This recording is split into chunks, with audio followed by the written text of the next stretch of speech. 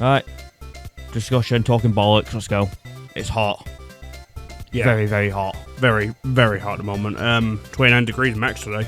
Yep. Celsius, not Fahrenheit. Yeah. So, we're going to be talking about Metacritic. Yes.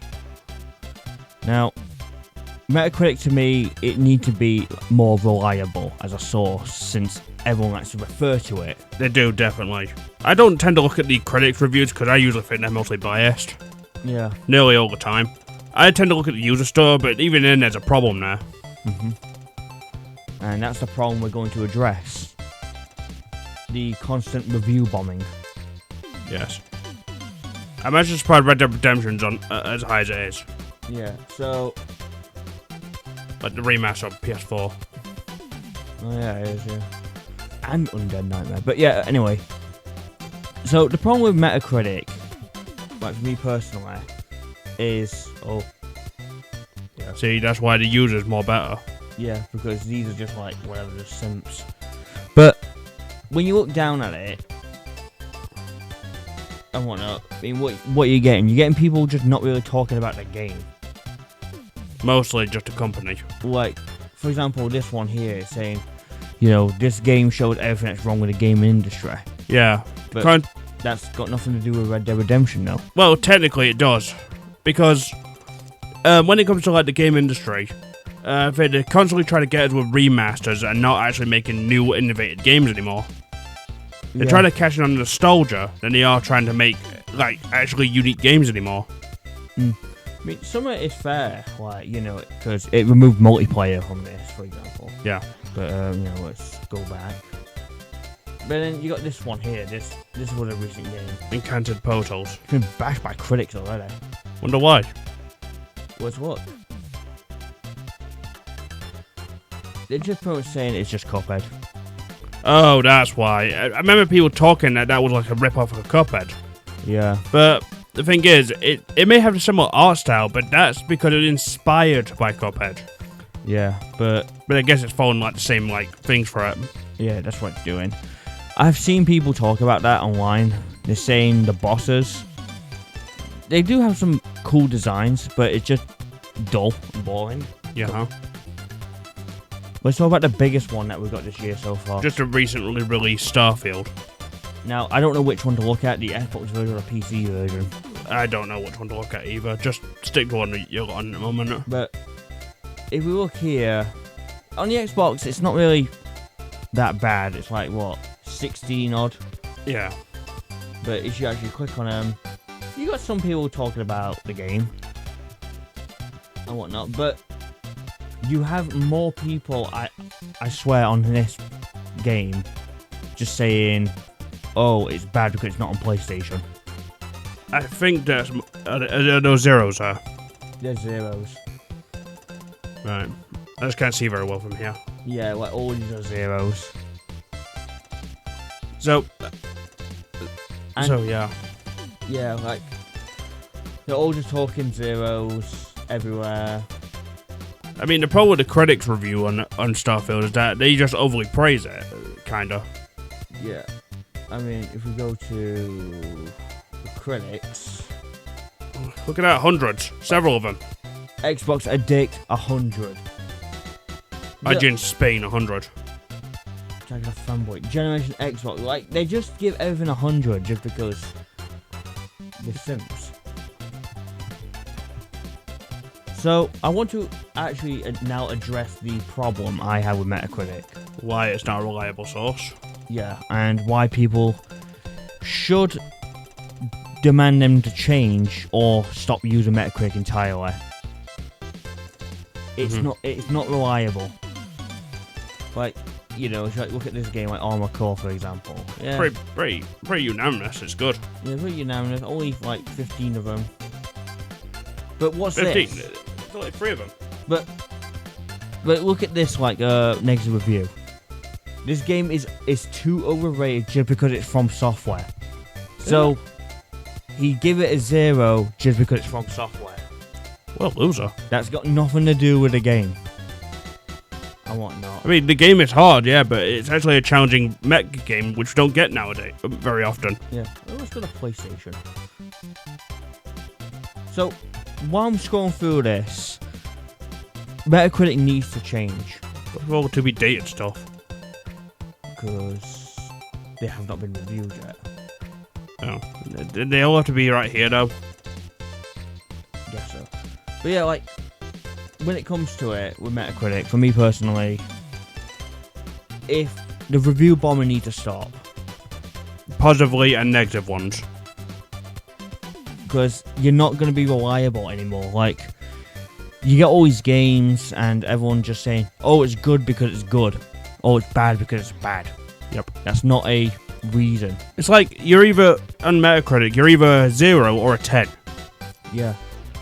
And it's not with just like Starfield and stuff. I've seen this with like other releases, like, you know, like the Spider-Man games or even like Mario and whatnot. I've seen it with those. You get all these review bombs where people just tell you, oh, it's bad because it's bad, or it's good because it's good. Captain in a new Super Mario world. That's a TV show. It's like, let's look at like, you know, Sparks of Hope, for example. Like, of course you're gonna get... It's all positive, there's no negative ones. Like, of course when it comes to like a Nintendo game, you're gonna review it 10s out, like 100 out of 100, just because it's Nintendo. Yeah. But let's have a look at the user score. And whatnot.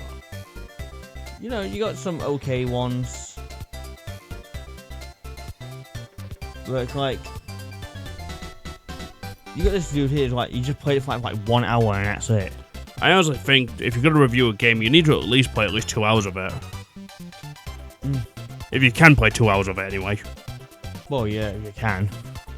Unless the game is only 2 hours long, like Gone and Ben or something. Oh god, yeah. Like, people need to stop playing them games and stop giving them attention. But it's with all of them. And what? If you think of a game, it's been review bombed, I guarantee. So, how do we fix this problem? Well, not by doing that. My only suggestion, just look at the Steam reviews.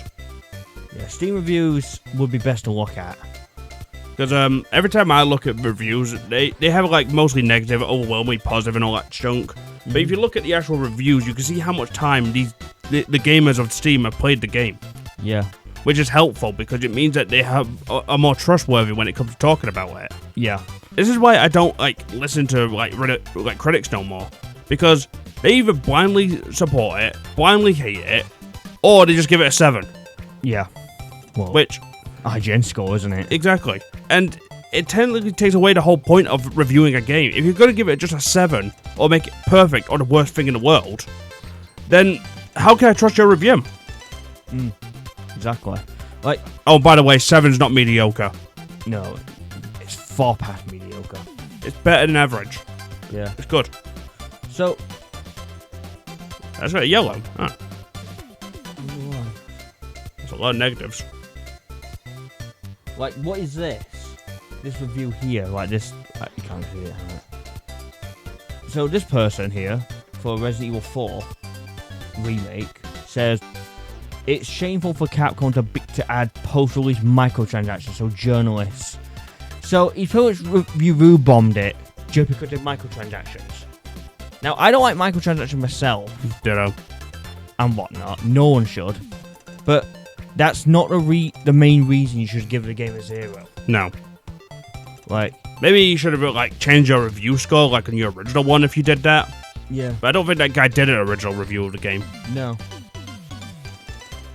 So, I need to like get this out there and how to fix the problem with Metacritic.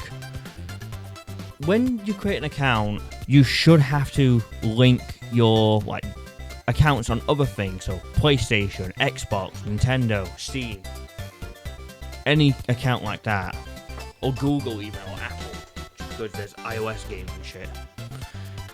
And this is primarily for gaming. I don't really care about movies or TV shows. So, by linking your account, you can be verified that you, well, own the game and you played the game. Like, and it shows like the amount of hours you played on it before posting your review. That'll have more trust with both critics and users. So, you can look at a game, like say like, I don't know, Diablo 4 for example, or Street Fighter 6. You can look at like a review and just think, oh, so these people put like 20 hours into this game and they've said this and this. Okay. But instead, all you get is people just blindly posting reviews without even thinking. That's why the best critic to review games, or anything for that matter, is yourself. Yeah, the judgment ought to be yours. This is why you judge the trailers, and personally why I think trailers need to start showing gameplay again. I know some trailers do nowadays, but 90% of them are mostly just a cinematic that isn't even in the game. Yep, exactly. Yeah, that's Tears of the Kingdom, obviously. Yeah, real quick before we wrap this up, just remember, when Breath of the Wild came out, it was getting heavily review bombed because people could not get past the Great Plateau. Because they suck. Even though it blatantly points you in the direction you need to go. Skill issue. Yeah. So, and those reviews were on for quite a while before they got removed. Yes. Right, so yeah, that'll wrap this up. It is a short one, but it's because it's hot. Yeah, it's a hot day today for us, here in England at least. Frankly, we're not in London because it's like 33 degrees down there. Yeah. Well, so, like always, like, comment, subscribe, ring the bell, and we'll see you in another one. Also, follow our socials, follow me on Newgrounds, and that'll be the gist of it. Yeah. So, bye. Cheers. Bye.